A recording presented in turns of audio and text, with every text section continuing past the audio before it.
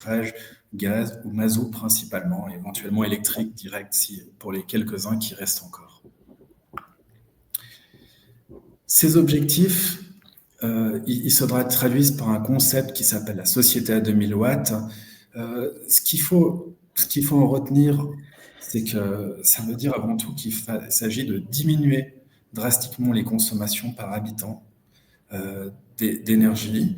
On voit en 2018, on était à 3600 watts par habitant et il faudrait que localement, on soit plutôt à 1000 watts par habitant en 2050. Donc là, il y a un facteur 3,5. Et puis, l'autre élément qu'on voit dans ces graphiques, si on compare 2018 à 2050 au niveau des objectifs, c'est les parts d'énergie fossile par rapport aux parts d'énergie dites renouvelables. Donc fossiles, on a déjà mentionné, mais c'est avant tout gaz et mazout sur Genève.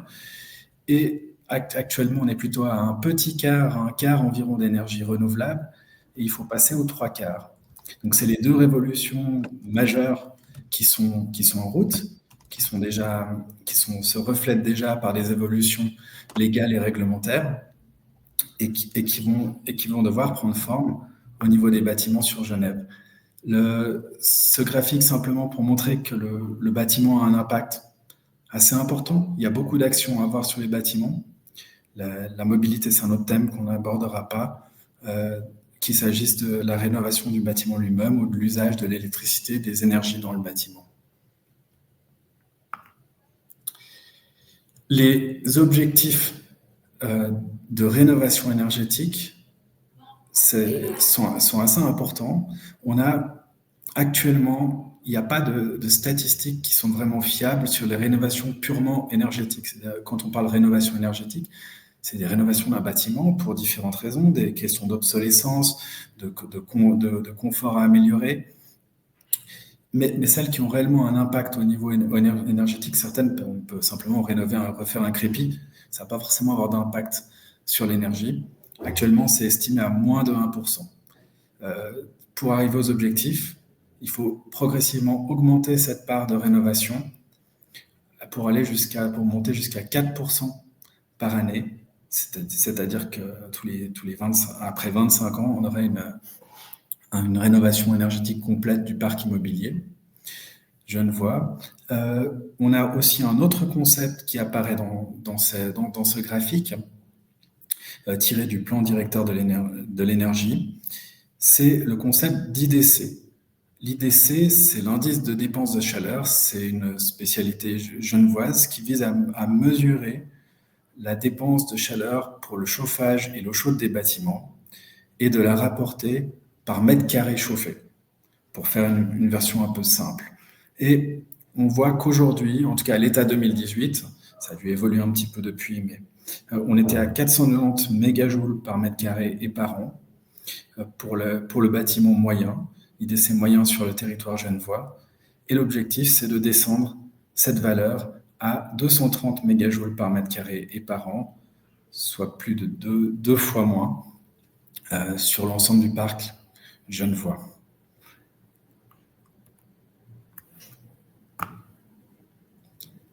Parmi les objectifs, c'est aussi d'augmenter les productions d'énergie renouvelable. Et les deux premières qui sont fixées ici avec des objectifs intermédiaires sur 2030, ça concerne le solaire thermique et le solaire photovoltaïque qui peuvent prendre place sur vos bâtiments. Voilà, après ce bref parcours d'introduction sur le contexte, je vais aller un peu plus en détail sur le cadre légal genevois.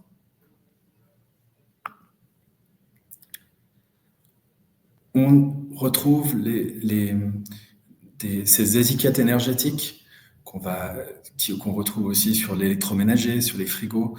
Je crois que c'était intéressant de noter un peu des équivalences. On retrouve aussi ces quantités d'énergie par mètre carré qui peuvent se rapporter aux IDC qu'on a présentés préalablement. Et on retrouve cette limite avec la classe D qui est à 450 mégajoules par mètre carré par an, qui a été fixée aussi par la loi comme un maximum, on va dire, que tous les bâtiments devraient atteindre à terme. On va aller plus en détail là-dessus.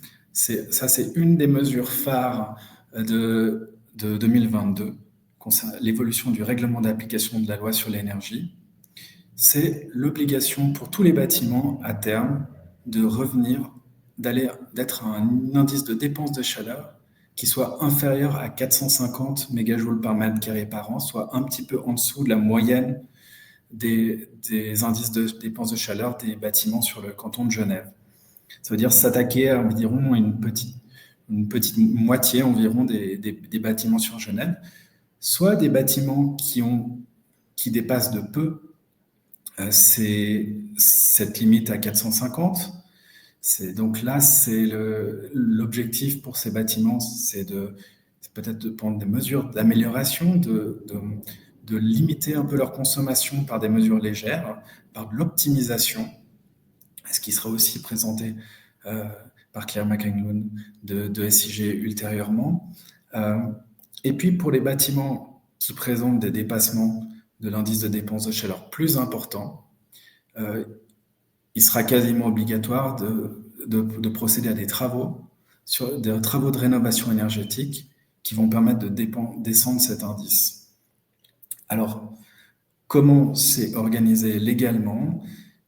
Dans un premier temps, à l'échelle 2022, et je pense que les premiers courriers ont dû être envoyés aux propriétaires soit fin d'année dernière, soit début de cette année, les bâtiments qui ont un IDC supérieur à 800, c'est-à-dire c'est les quelques pourcents, c'est vraiment des bâtiments, il n'y en a pas beaucoup sur le canton, ces bâtiments les plus consommateurs ont reçu une décision de l'Office cantonal de l'énergie qui exige un assainissement du bâtiment, énergétique du bâtiment pour redescendre à minima en dessous des 450. Et cette limite qui pour l'instant est à 800, en 2027 elle passera à 650 et en 2031 à 550. Avec pour idée que les bâtiments qui sont entre 450 et 550, normalement, par des mesures d'optimisation énergétique, ils devraient pouvoir atteindre les objectifs. Cet indice de dépense de chaleur, pour tous les bâtiments qui comprennent plus de 5 preneurs, donc toute PP qui a plus que 5 copropriétaires, par exemple, il est obligatoire depuis de nombreuses années, donc il est disponible sur le site SITG, sinon auprès de votre régie. C'est des valeurs que vous pouvez avoir pour savoir si vous êtes concerné ou pas par des obligations actuelles ou à venir. Voilà pour la première partie de ces mesures de 2022. L'autre partie concerne les énergies renouvelables, la sortie des énergies fossiles et notamment un développement qui était voté par le peuple genevois il y a relativement récemment, c'est le développement des réseaux thermiques structurants. Alors les réseaux thermiques structurants, c'est un réseau de chauffage à distance qui est développé par le canton, par SIG, et ce réseau thermique structurant, son objectif, c'est qu'il soit à terme entièrement renouvelable. Et pour cela, il y a un développement qui va jusqu'à un horizon de 2050 en fonction d'une carte. Alors, on est ici sur la carte intentionnelle. Donc, on voit que sur certaines zones du canton, il est prévu de développer ces réseaux. Et ça, ce sera une solution pour les propriétaires qui seront confrontés à cette obligation de changer leur production de chaleur et de passer d'une production de chaleur fossile à une production de chaleur renouvelable. Pour ceux qui sont sur Versoix, la carte ça ne se figure pas sur la carte. Versoix est en dehors des réseaux thermiques, de la carte des réseaux thermiques structurants. Il y a d'autres réseaux thermiques qui existent dans d'autres zones, mais pas des réseaux thermiques structurants. Pour la sortie des énergies fossiles, les priorités sont en premier au moment où votre production de chaleur au gaz, au mazout, voire électrique, tombe en panne et doit être réparée, il y a l'obligation de passer à une production de chaleur renouvelable. Avec comme première priorité, si un réseau thermique structurant, de s'y raccorder. Si un réseau thermique non structurant, un chauffage à distance non structurant, mais qu'il y a une grande part majoritaire d'énergie renouvelable. C'est la deuxième priorité. Et sinon, il faut prévoir sur place dans le bâtiment une solution qui soit 100% renouvelable. Et si vraiment c'est impossible, il peut y avoir des dérogations et avoir qu'une partie d'énergie renouvelable. Les besoins de rénovation. Les besoins de rénovation, ils peuvent provenir de la vétusté du bâtiment. C'est l'opportunité d'améliorer le bâti, son confort. Il faut savoir que, comme tout, les éléments de construction ont des durées de vie. Alors, elles sont variables. Là, j'ai mis quelques durées de vie qui sont indicatives. Suivant les listes qu'on sélectionne, elles sont un peu plus longues, un peu plus courtes. Et évidemment, ça va dépendre de la qualité du matériel, de son installation et d'autres facteurs, mais ça donne une indication. Une chaudière d'une vingtaine d'années, des fenêtres 25 à 30 ans selon leur type, une isolation de toiture une trentaine d'années. Qu'à terme, c'est des éléments qu'il s'agit de rénover. Quand un élément est rénové, il y a l'obligation légale de le mettre aux normes actuelles. Par exemple, on remplace les fenêtres, il faut que les nouvelles fenêtres correspondent aux valeurs d'isolation actuelles. Il peut y avoir aussi des exigences légales qui sont induites. Si on rénove une toiture, il est obligatoire de mettre des capteurs solaires thermiques sur la toiture. Et puis, dans des cas de rénovation plus importants, il y a des objectifs globaux à atteindre pour des rénovations d'une certaine ampleur. Après ce parcours très rapide des aspects légaux, je voudrais amener quelques éléments sur le fonctionnement d'un bâtiment d'un point de vue énergétique. Alors, un bâtiment consomme de l'énergie. Les flèches qui sont rouges sur ce graphique sont une indication des pertes du chauffage des locaux. Qu'il s'agisse des pertes par l'enveloppe du bâtiment, c'est-à-dire ses murs, sa toiture, le sol, les fenêtres, par la ventilation, on voit les défauts d'étanchéité, d'aération. Il s'agit aussi de l'eau chaude sanitaire qu'on consomme et de l'électricité dans le bâtiment. Petite précision, les valeurs sont vraiment uniques à chaque bâtiment. C'est vraiment une image d'illustration. Ça se calcule pour chaque bâtiment pour savoir quelles sont les pertes du bâtiment. Et vous verrez beaucoup d'images qui représentent des maisons. C'est parce que c'est celle qu'on trouve le plus, mais c'est tout à fait applicable pour des bâtiments d'une plus grande ampleur. Qu'est-ce qu'on peut faire dans un bâtiment pour améliorer son efficacité énergétique? On peut rénover son enveloppe, toiture, façade, fenêtre, le sol.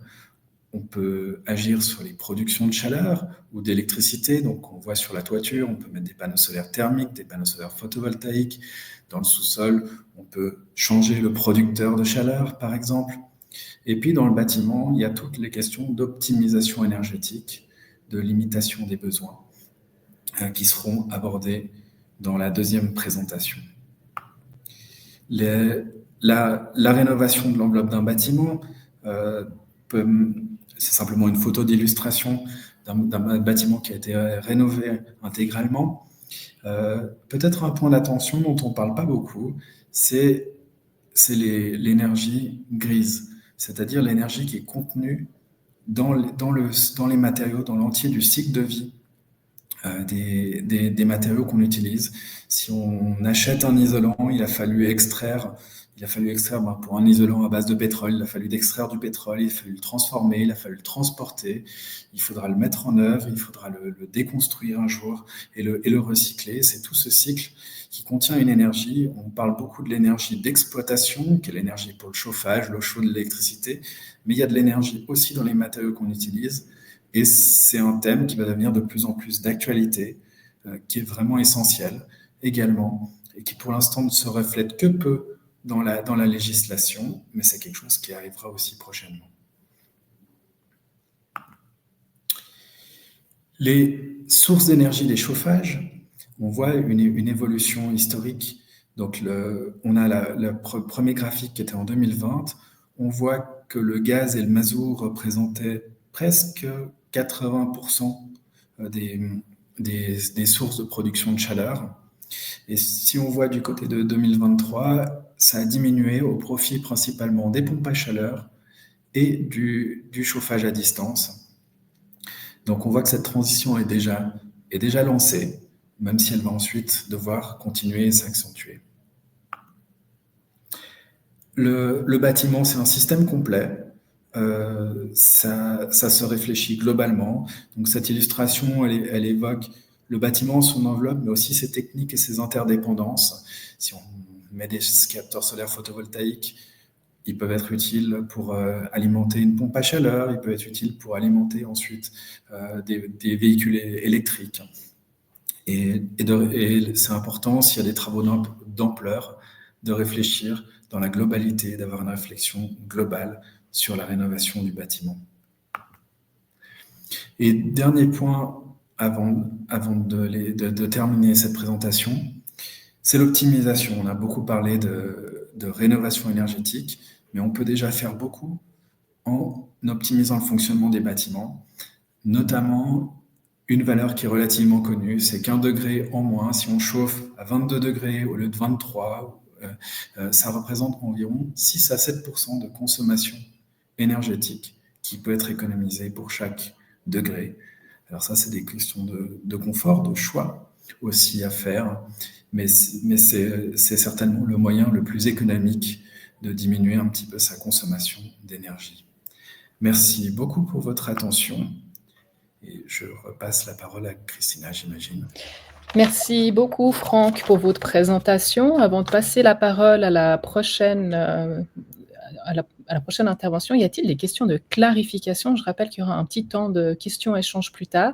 Y a-t-il des éléments que vous aimeriez clarifier?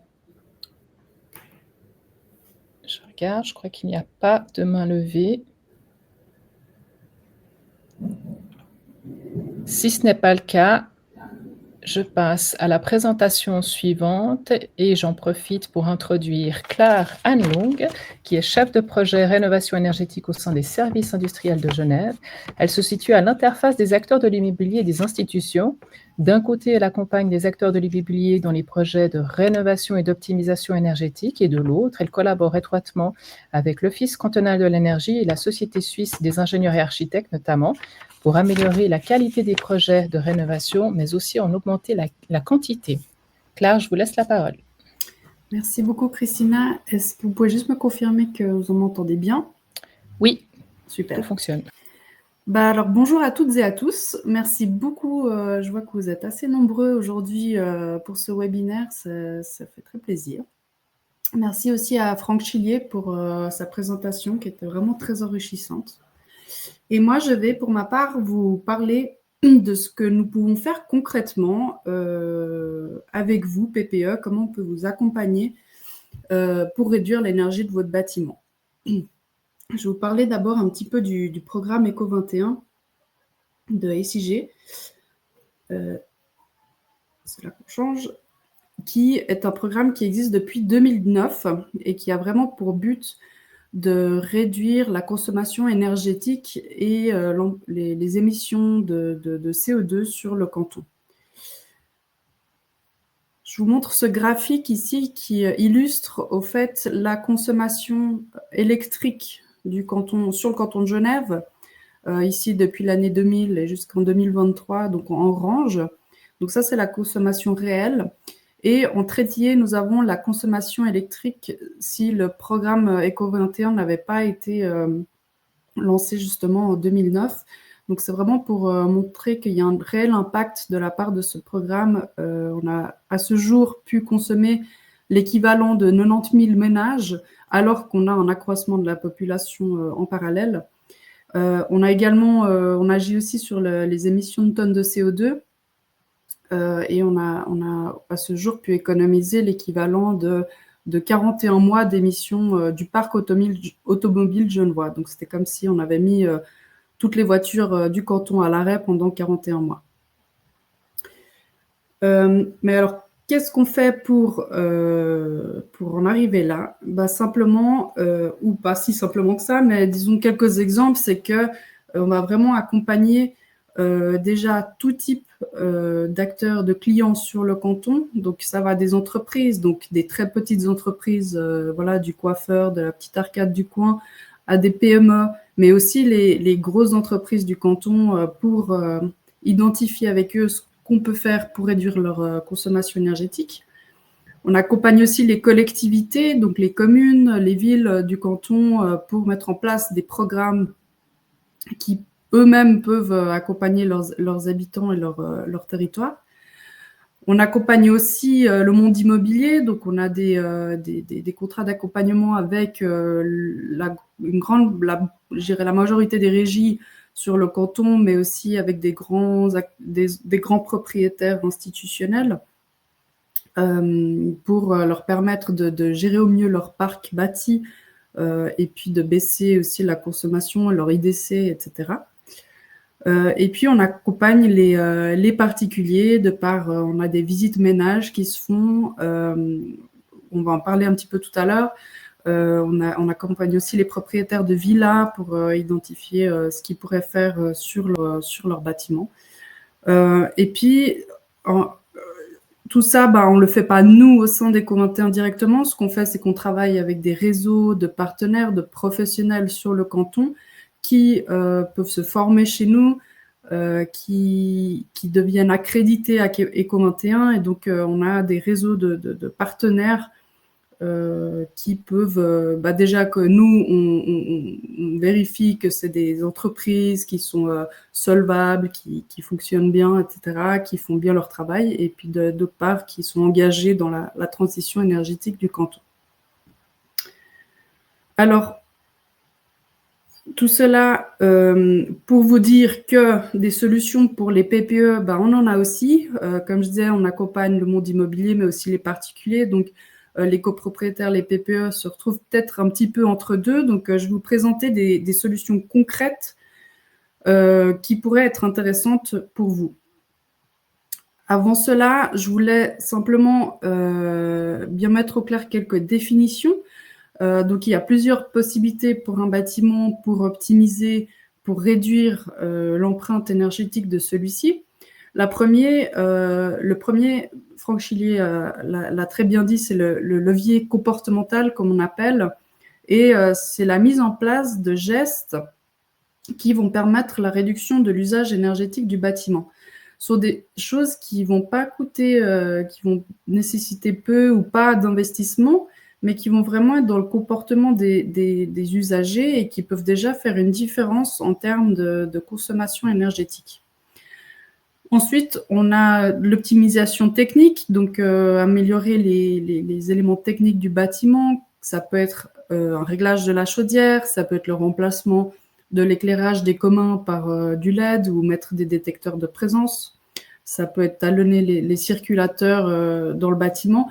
Il y a plusieurs choses qui sont possibles, qui sont parfois avec des coûts aussi qui sont moindres, en tout cas moins grandes que pour une grosse rénovation, mais qui peuvent faire la différence en termes de consommation énergétique. Et puis ensuite, évidemment, on a l'option de rénover le bâtiment. On peut aller changer toute l'enveloppe, changer la toiture, faire une mise à jour justement des éléments techniques, en profiter pour installer des panneaux. Enfin voilà, on peut vraiment faire une grosse rénovation en visant un bâtiment qui est le plus optimal possible. Mais évidemment, c'est la solution la plus coûteuse, par contre, à long terme, qui est intéressante et nécessaire au bout d'un certain nombre d'années. Donc, chaque bâtiment, il est unique, évidemment, et ne nécessitera pas les mêmes interventions. Donc, on ne peut pas vous dire, voilà ce que vous devez tous faire, évidemment. L'idée, c'est de voir quelles sont les options qui pourraient vous convenir en tant que propriétaire. Pour reprendre le graphique ici que Franck Chillier vous avait présenté, il existe vraiment des solutions, et notamment en termes d'aide financière et de subventions, pour tous les aspects de votre bâtiment. Donc, que ce soit pour la pose de panneaux sur les toits, il existe des subventions pour cela. Il y a aussi des aides financières pour le changement des ventilations, des circulateurs, de l'éclairage des communs. Ça, c'est des aides financières qui existent au niveau d'Eco21, justement. On a des subventions pour l'amélioration de l'enveloppe qui existent si on fait une rénovation. Si on regarde à la cave, pour les chaufferies, par exemple, on a ce qu'on appelle des contrats d'optimisation énergétique. Donc, c'est aussi une solution qui est très intéressante. C'est des réglages qui se font sur la chaudière par des professionnels formés par Eco21, enfin des chauffagistes formés par Eco21, et qui vont vraiment faire des réglages qui ne vont pas toucher au confort des habitants, mais qui vont permettre de réduire la consommation de la chaudière. Donc ça, c'est aussi des solutions qui sont peu coûteuses, ou pour celles-ci qui s'autofinancent même, et qui sont tout à fait possibles selon la taille de la chaudière. Mais il existe aussi des subventions pour la mise en place de solutions renouvelables. Et puis là, j'ai aussi une solution qui est assez intéressante, qui pointe vers les habitants, qui sont les visites écologement. Et je vous en parle tout de suite après. Peut-être certains d'entre vous ont déjà pu en bénéficier. C'est des opérations qui existent depuis un certain nombre d'années maintenant, qui se sont mieux adaptées en 2024 au PPE, justement. Et c'est vraiment des visites de conseillers, donc de nouveau, qui sont formés au sein d'Eco21, mais qui sont des structures, des associations, souvent, ou des petites structures sur le canton qui sont très actifs sur les questions énergétiques. Et là, donc c'est vraiment l'idée de viser tout un immeuble en même temps, et donc pas de faire des appartements à droite à gauche, mais vraiment de faire une opération au niveau d'un immeuble pour que tous les habitants bénéficient d'une visite de 15 à 20 minutes individuelle, avec quelqu'un qui va venir les conseiller, leur montrer qu'est-ce qu'ils pourraient faire comme éco-gestes, et puis qui va s'adapter finalement à ce qu'ils ont dans leur appartement par rapport aux appareils qu'ils ont, leur type d'éclairage, etc. Il y a du matériel aussi qui est distribué lors de ces visites. Et ça peut réduire aussi de manière assez significative la consommation d'eau, car il y a des brise-jets qui sont distribués, donc pour réduire le débit d'eau sur les robinets, ou des économies électriques par le changement d'ampoule passer à des LED si ce n'est pas encore fait chez vous. Ces opérations, elles sont offertes par Eco21, donc c'est quelque chose qui ne vous coûte rien en tant que PPE. Et soit vous pouvez voir avec votre régie, soit nous contacter, et puis il faut juste que l'ensemble de l'immeuble soit traité en même temps. Après, il y a des personnes qui peuvent refuser, mais l'idée, c'est de visiter le plus de logements possible au sein d'un même bâtiment. Donc ça, c'était pour les aspects, disons, les éco-gestes, le levier comportemental. Maintenant, au niveau de la technique du bâtiment, donc avant encore de parler de rénovation, au niveau de la technique, il est possible aussi d'avoir ce qu'on appelle des pré-audits énergétiques qui sont faits par des professionnels aussi formés à Eco21 qu'on appelle des gestionnaires énergie experts. Et donc, ce n'est pas un rapport, je vais parler un petit peu après de CECB, qui sont des rapports beaucoup plus poussés.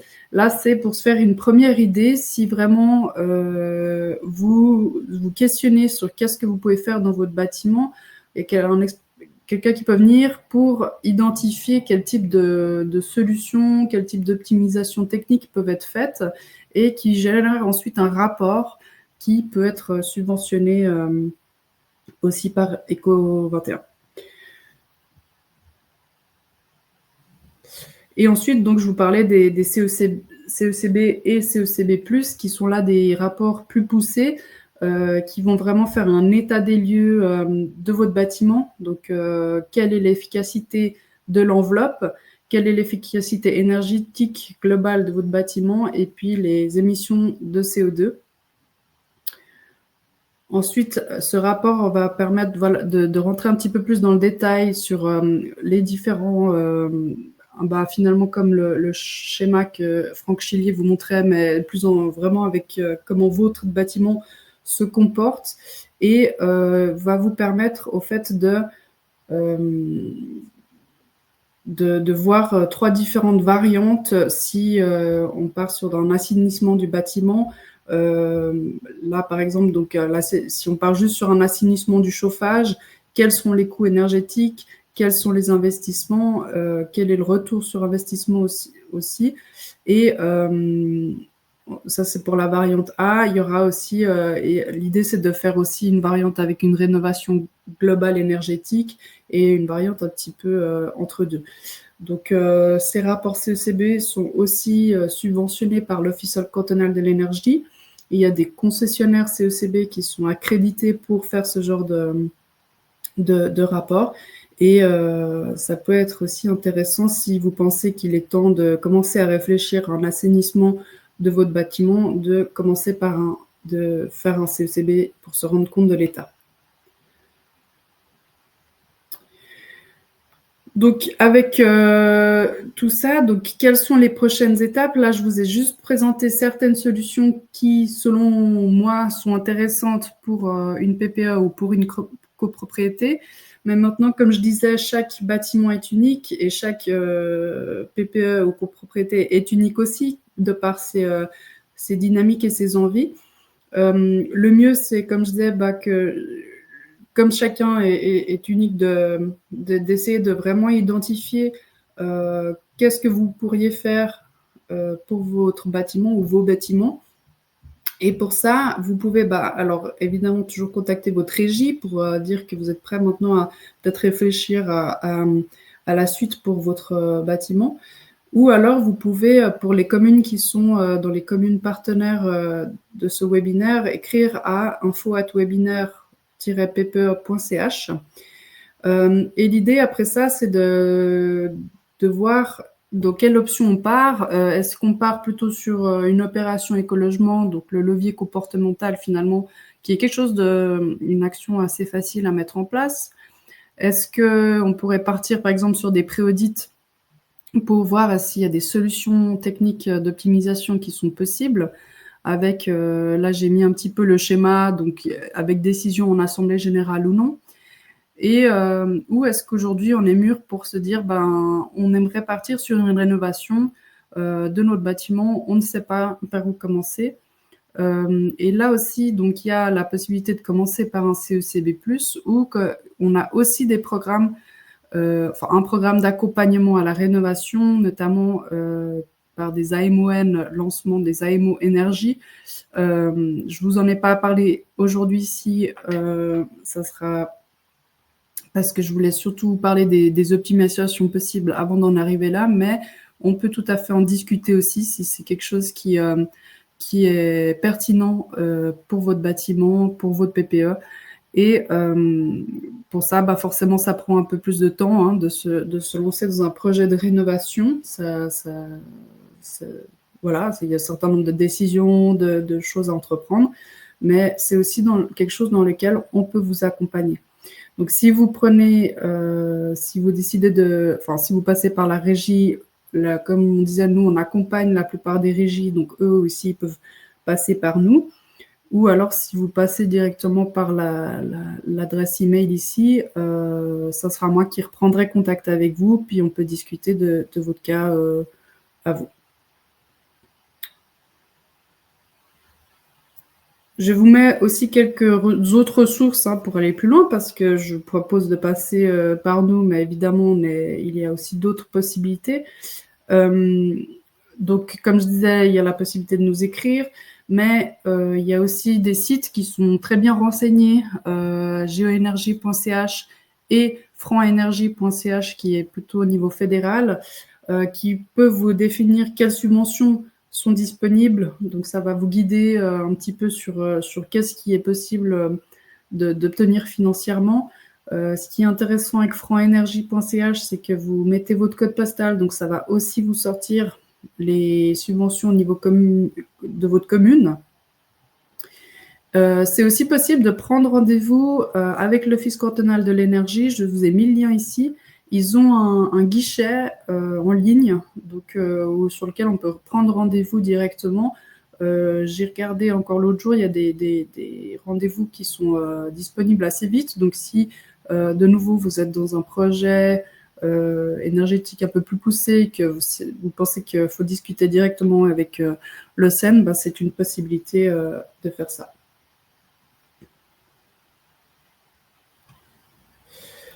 Sur ça, je vous remercie vivement pour votre écoute et merci encore pour votre présence. Et je repasse la parole à Christina.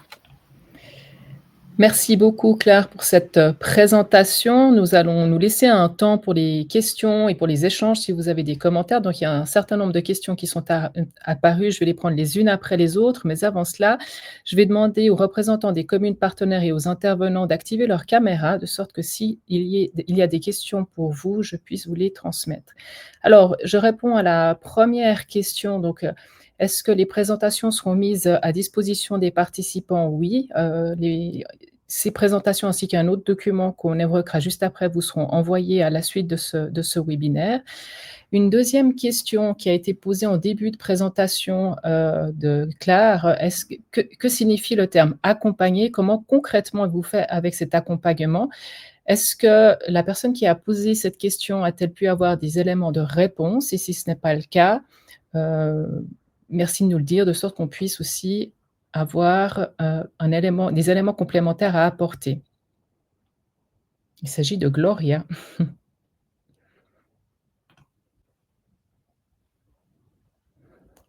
En attendant son retour, une autre question a été posée. Est-ce qu'une opération éco-logement est envisageable pour toutes les tailles de PPE ou est-ce qu'il faut un nombre minimum de logements? Alors, très bonne question. C'est vrai que je ne l'ai pas précisé. Donc, actuellement, justement, le but étant avec ces nouvelles opérations qu'ils ont mieux ciblées pour les PPE, c'est de pouvoir... Donc, la réponse est non, il n'y a pas une taille minimale.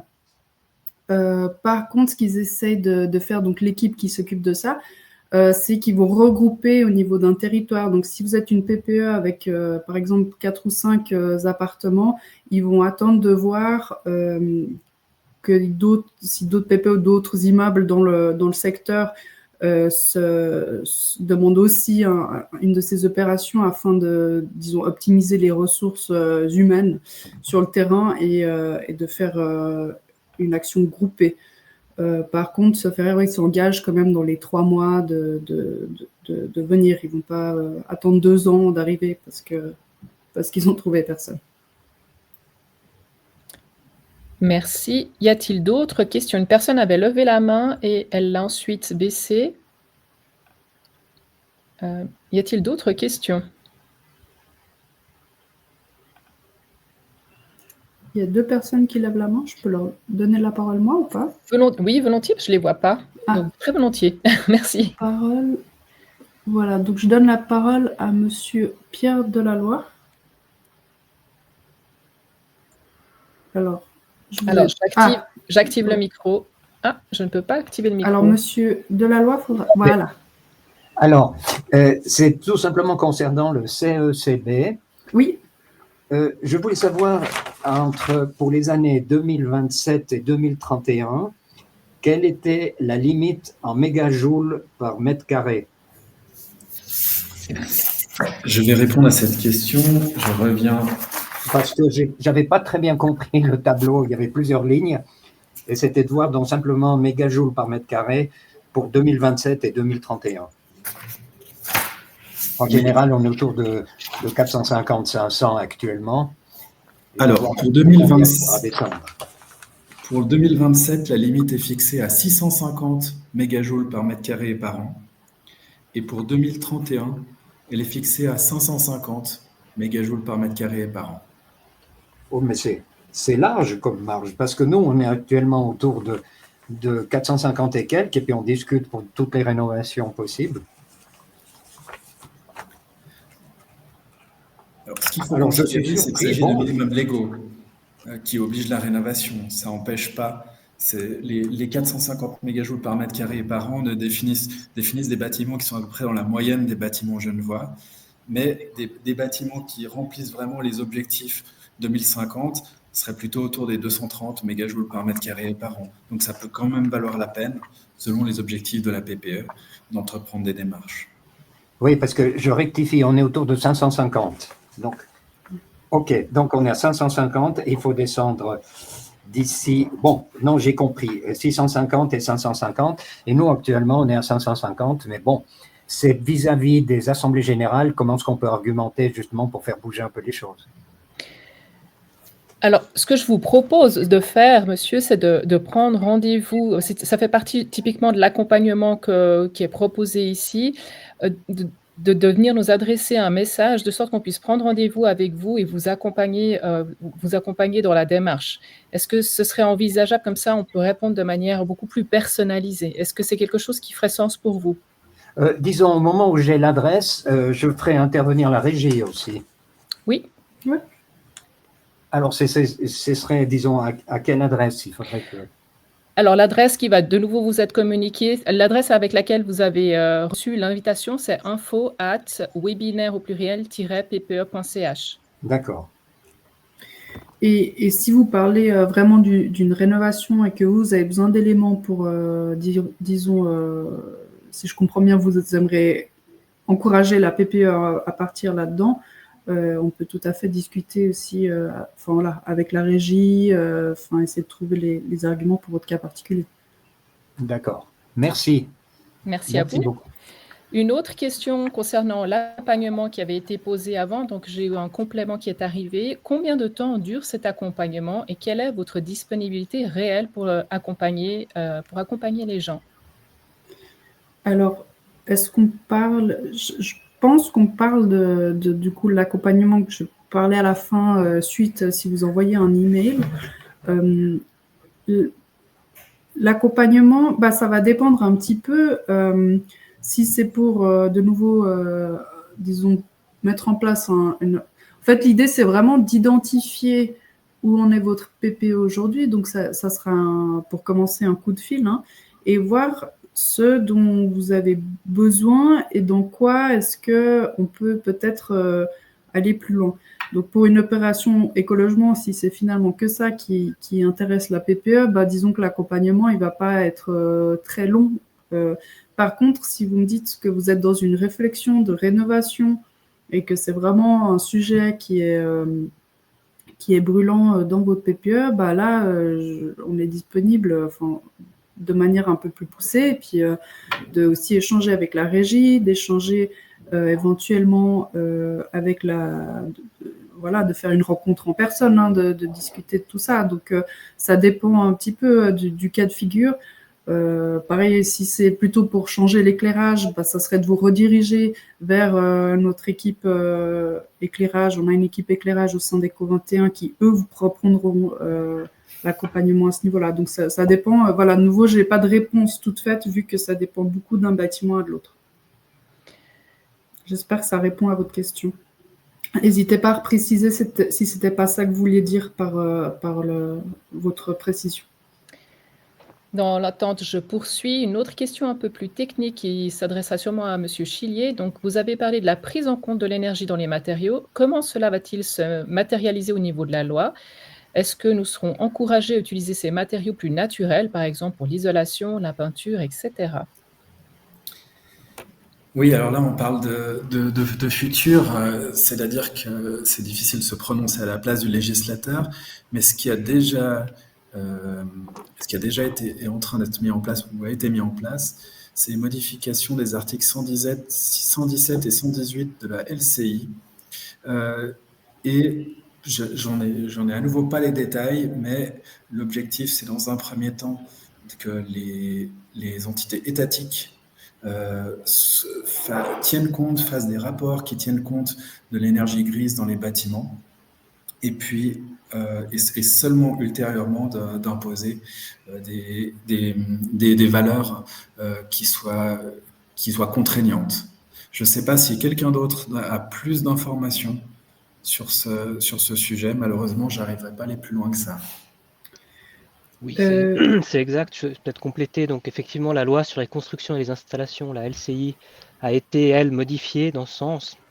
On attend encore les règlements d'application de la part des autorités, donc essentiellement de l'Office cantonal de l'énergie, des offices des autorisations de construire et qui viendront préciser comment est-ce que doivent être théoriquement déjà lors de la dépose d'autorisation de construire, comment doivent être précisés le montant d'énergie et de CO2 qui va être investi pour faire cette rénovation ou nouvelle construction. Et à partir de là, l'État va pouvoir mieux caractériser qu'est-ce qu'on peut après demander dans les règlements, mais on parle d'un horizon de temps contraignant de probablement plus que 5 à 10 ans, quoi. Donc ça va venir en augmentant la connaissance peu à peu.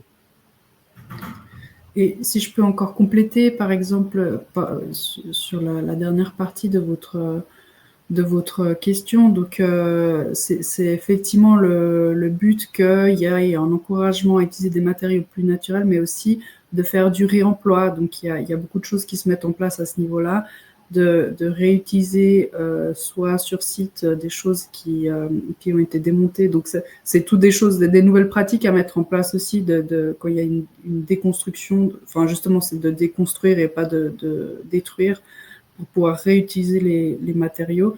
Et puis ensuite, effectivement, d'utiliser quand on construit des matériaux plus durables et mieux sourcés.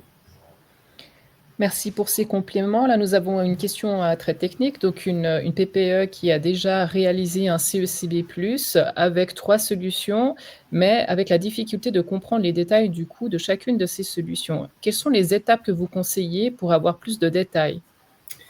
Oui, alors du coup, alors, on est dans le scénario que quand j'ai montré mon graphique troisième, que j'ai pas trop détaillé, hein, mais on a un programme d'accompagnement à la rénovation, mais la première étape de la rénovation, c'est de faire en sorte une pré-étude, et on a des programmes qui sont subventionnés, enfin une prestation qui est subventionnée, qui s'appelle les AMON.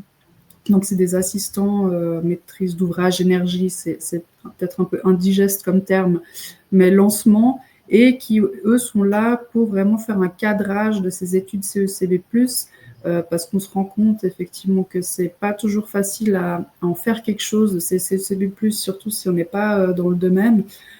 Et donc là, c'est une personne qui vous accompagnera un peu plus. Donc, c'est une prestation payante, mais subventionnée, pour mieux vous détailler les scénarios, peut-être mieux vous conseiller exactement par rapport à votre situation financière notamment, et vos envies, comment, par exemple, échelonner les travaux, comment aller vers ce dont vous recherchez, etc.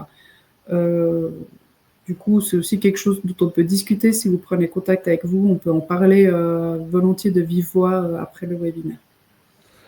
Merci. Une question qui s'adresse aux communes. Pourquoi uniquement 6 communes présentes ici et qui initient cette démarche? Qu'en est-il des autres? Alors oui, je peux répondre à cette question. Effectivement, on fait suite à cette démarche Commune Rénov qui nous réunissait déjà les 6 communes, qui représentent quand même près de 30% de la population du canton de Genève. Et effectivement, l'idée, c'est qu'on regarde comment est-ce que ça fonctionne, comment est-ce qu'on arrive à peut-être aller plus loin avec cette démarche, mais on est vraiment au début de cet accompagnement avec les copropriétés.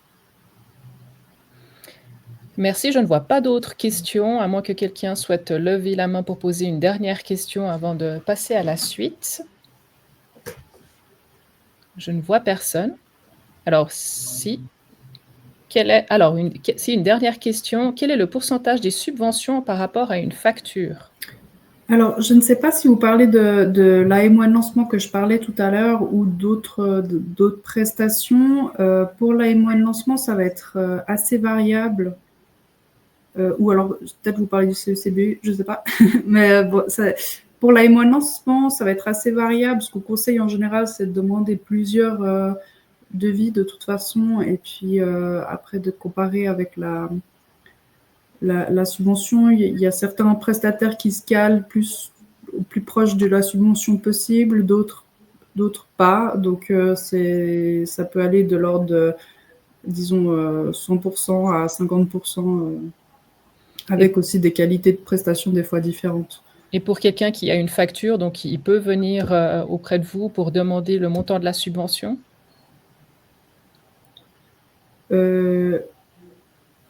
Par rapport à s'il y a le devis. Oui. Oui, donc après, de toute façon, on peut aussi accompagner dans le choix du prestataire une fois que le devis est effectué. Merci. Je précise, hein, Oui. souvent ces subventions, il faut le faire avant d'engager les travaux ou les études, hein, les demandes. Ça, c'est important, hein, de ne pas commander puis engager des travaux ou des études sans avoir fait les démarches pour demander les subventions. Dans beaucoup de cas, à part un ou deux exceptions, bah, il faut faire une demande spécifique à SIG Eco 21 ou à l'Office cantonal de l'énergie pour pouvoir bénéficier des subventions. Donc, voilà, il y a un ordre à respecter qui est important. Oui.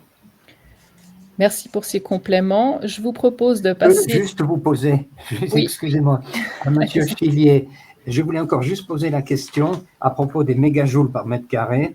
Pour 2050, il faudrait être à combien? Alors, pour 2050, on est plus sur des objectifs de 230 mégajoules par mètre carré. 230. Voilà. Alors, il y a pas, c'est pas sur un règlement, une loi contraignante, mais c'est ce qui figure dans le plan directeur de l'énergie. D'accord. Voilà. Ça, c'est Merci la beaucoup. moyenne cantonale, hein, Oui. 230. Donc, Oui. voilà. Il peut Oui. y avoir des bâtiments meilleurs et des moins bons. D'accord. Merci beaucoup. Merci. Je passe à la suite.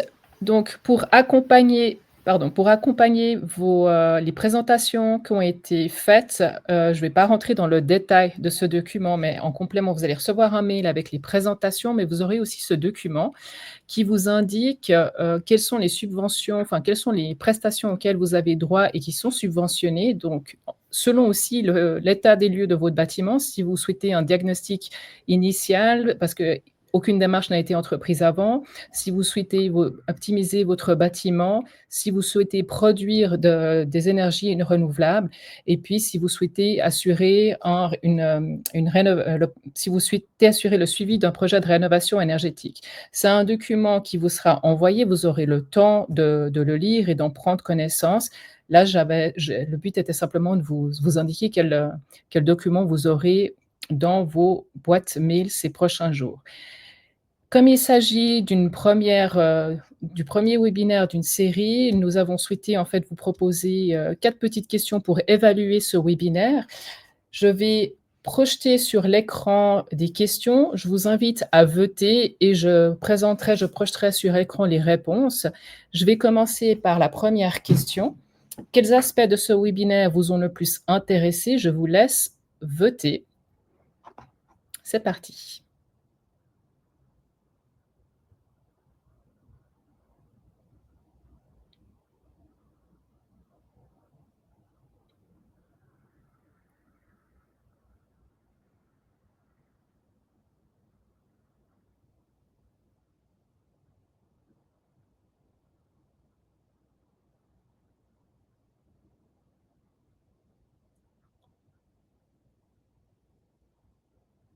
Pour le moment, 37 personnes ont voté. J'attends encore un petit peu pour avoir tout le monde.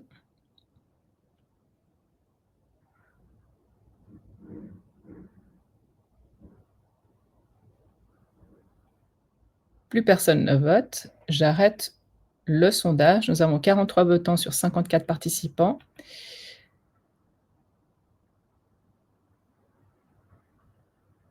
Voici les résultats. Donc, connaître les solutions qui existent pour nous en majorité, suivi de la compréhension du cadre légal et du contexte énergétique qui talonne l'accompagnement personnalisé pour vous. Je passe à la deuxième question. Les informations qui vous ont été transmises ce jour étaient claires et compréhensibles sur une échelle de 1 à 1, sachant que le 5 signifie très suffisant. Je vous laisse voter.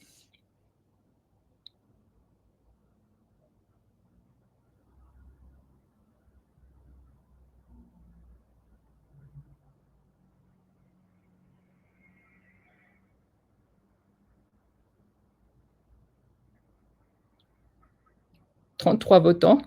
Il y a de moins en moins de monde qui vote.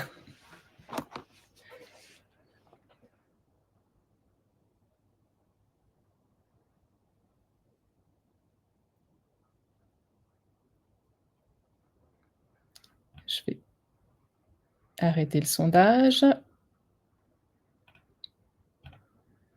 Voici les résultats. Donc c'est une bonne compréhension de ce qui a été présenté. Quelques personnes ne trouvent pas tout à fait, compréhensible. N'hésitez pas aussi à nous communiquer sur ce que nous pourrions dire en plus pour que ça soit parfaitement compréhensible pour vous, pour les prochains webinaires. Je passe à la 3e question. Êtes-vous intéressé par un accompagnement personnalisé pour la rénovation énergétique de votre bien? Oui, non, je ne sais pas. C'est parti.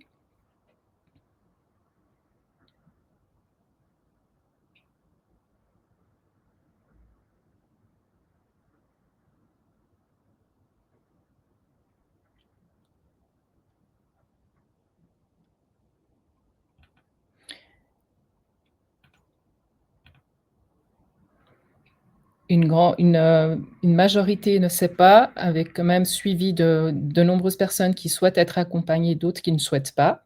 Parfait. Et je pose la dernière question. Quelle est votre appréciation globale, votre satisfaction globale sur l'organisation et le déroulement de ce webinaire? Je vous laisse en prendre connaissance des réponses et de voter.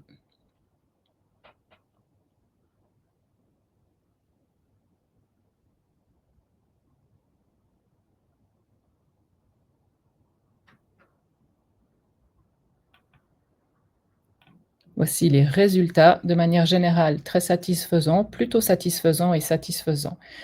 Merci pour ces évaluations. Je ne sais pas qui a mis l'emoji, mais merci de le mettre en place. Je reviens sur l'écran principal et nous atteignons la fin de ce webinaire. Je laisse la parole à Monsieur Poroli Dario qui va clôturer ce webinaire. Pardon, je me permets juste, il y a encore 2 questions qui ont... une question et une remarque. Qui sont... la première de Madame Catherine Arbre qui demande si les subventions qu'on a brièvement vues dans le dernier tableau, est-ce qu'elles sont par bâtiment, quelle que soit la taille du bâtiment? Ça va, je peux répondre peut-être, ça dépend un petit peu des subventions. Je pense qu'il y a les détails dans le tableau que vous allez recevoir. Certaines ont disons, des surfaces minimales, c'est que pour des bâtiments au-delà d'une certains mètres carrés, certains vont avoir des subventions selon la taille du bâtiment, donc c'est assez variable pour vous répondre. Ensuite, il y a... Pardon, je peux... Oui, je vois les questions. Okay. Je vais y répondre, donc merci de mettre une question ouverte à la fin qui pourrait être avantageux. Alors, effectivement, vous avez raison, c'est le paramétrage global qui nous empêche de mettre des questions ouvertes. Mais nous sommes tout à fait ouverts à ce que vous nous partagiez aussi vos commentaires par des textes un peu plus longs. N'hésitez pas à le faire par mail, parce que c'est vrai que c'est précieux d'avoir vos retours pour pouvoir améliorer les webinaires qui sont là aussi pour vous. Donc, n'hésitez pas à faire vos commentaires et merci beaucoup pour la remarque. Je passe la parole à Monsieur Dario Poroli pour clôturer ce webinaire. Voilà, donc merci beaucoup à tous les intervenants pour leur présentation. Merci à Franck Chillier. J'ai coupé le micro. J'ai coupé le micro de Dario. Merci, je disais merci à Franck Chillier, donc du bureau PIC Énergie SA. Merci beaucoup à Clare-Anne Lund de SIG Eco 21 qui nous a présenté toutes ces possibilités. Merci Christina Meillet pour l'accompagnement précieux, sans quoi on ne pourrait pas mettre en place toutes ces actions. Merci également à Sophie Schönenberger, que vous n'avez pas vu, qui est également des SIG Eco 21, mais qui était là pour le support technique, qui a fait en sorte que ce webinaire puisse avoir lieu sur cette plateforme et voilà, qui a bien fonctionné. Donc, comme ça a été dit, vous allez recevoir un courriel avec les solutions présentées plus les présentations. Et si vous avez répondu donc oui dans le sondage ou si vous envoyez un mail à info@webinaire@ppe.ch, vous serez contacté donc par SIG Eco 21 pour pouvoir bénéficier de cette première orientation et d'un accompagnement selon votre cas particulier. Donc voilà, le prochain webinaire, donc ça c'est important, prenez vos agendas, ça sera organisé le jeudi 22 mai sur la même tranche horaire, donc 12h15 à 13h30. Et celui-ci va être destiné à présenter un tout nouveau guide pratique sur la rénovation énergétique des PPE. Et on va également présenter un retour d'expérience fait par une PPE. Donc ce nouveau guide qui n'est pas encore sorti, hein, il va sortir le 4 avril lors de la journée romande des propriétaires. C'est quelque chose qui est réalisé par Habitat Durable, et donc Habitat Durable nous fera le plaisir lors du 22 mai de nous présenter ce guide dans lequel il y a beaucoup d'éléments qui sont précieux pour les copropriétés, notamment voilà, quels sont les processus décisionnels hein, qui sont un peu plus complexes, et un accompagnement un peu plus fort dédié à la copropriété. Et finalement, donc, si on voudrait conclure, quels sont les 3 grands conseils qu'on peut vous donner? Le premier, anticiper. Voilà, on voit que la modification du cadre légal, ça change, mais il y a quand même une vision sur ces prochaines années. Il y a aussi la durée de vie des installations dont nous a présenté M. Franck Chillier, voilà, qui peut aussi entrer en compte. Donc, plus on anticipe, mieux on est préparé. Ensuite, ça nous permet justement de prendre le temps. Donc ça, c'est le deuxième conseil. Prenons le temps, comparer les solutions possibles, éventuellement pas se précipiter sur la première solution et le premier devis, mais voilà, prendre le temps de comparer ce qui est faisable et ce qui est réaliste et ce qui est important et ce qui est judicieux. Et également, se faire accompagner, échanger. Voilà, c'est des processus, on l'a vu, il y a beaucoup de questions, il y a des questions juridiques, des questions financières, des questions techniques. Donc voilà, se faire accompagner, s'entourer par des professionnels. C'est un peu 3 conseils comme ça qui sont importants. Puis finalement, vous êtes copropriétaire, hein, vous avez ce statut, vous avez un levier également pour pouvoir faire changer les choses dans votre bâtiment. Donc voilà, on vous encourage vraiment à essayer de saisir cet élément que vous avez en main. Donc voilà, merci beaucoup pour votre participation. Nous nous réjouissons de travailler avec vous et j'espère à bientôt. Merci beaucoup.